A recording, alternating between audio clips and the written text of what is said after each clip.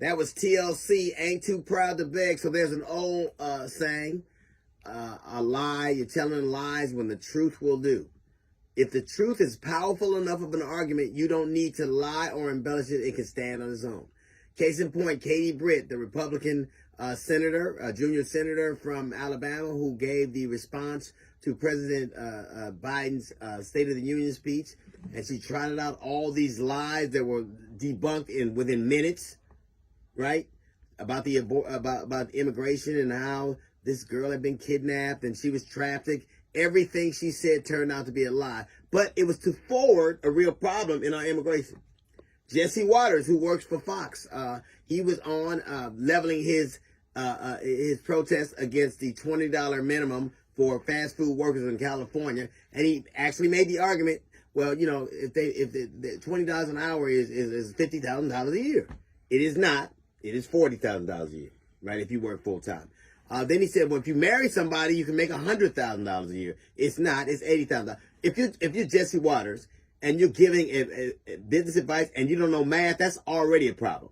But if you sell something and you do know math and you're just using that to propagate a lie, that's a bigger problem. The truth of the matter is only restaurants that have 60 locations or more in various locations in California have to pay $20. Only restaurants. So if you're a large chain, you have 60 restaurants or more, they've spread all over the state, then you have to pay $20 an hour. Not everybody else.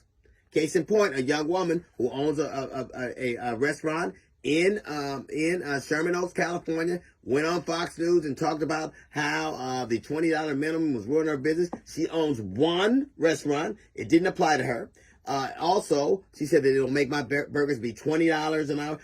Somebody went on and purchased a fry, a drink, and it didn't even come to $17 an hour.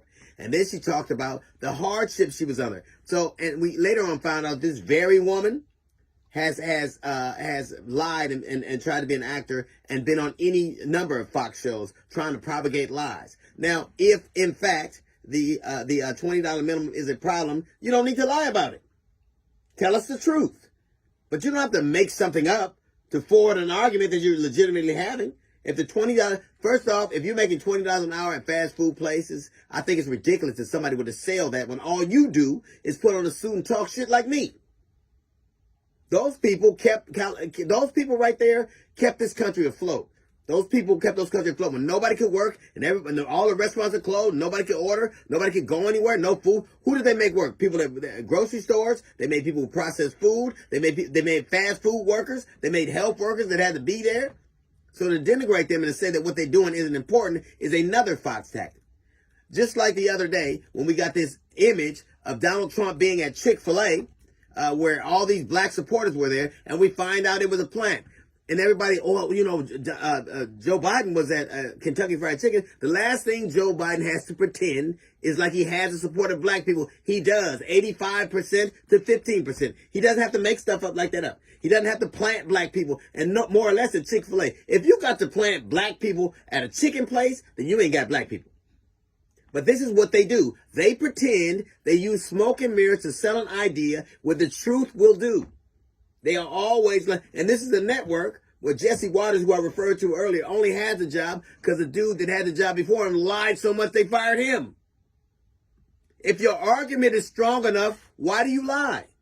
Immigration is a problem. Tell us something is really going on. If you really think that the $20 minimum is a problem, make a legitimate argument. You don't have to lie about it. If you think Donald Trump's support is eroding, is growing among black people, you ain't got to plant people at Chick-fil-A.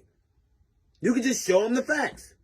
Either you think people are dumb or you think they're easily gullible. It's the same thing. They constantly try to make something that is bad worse by conjuring up these specters of boogeyman, by saying things they know aren't true, knowing that they're easily checkable.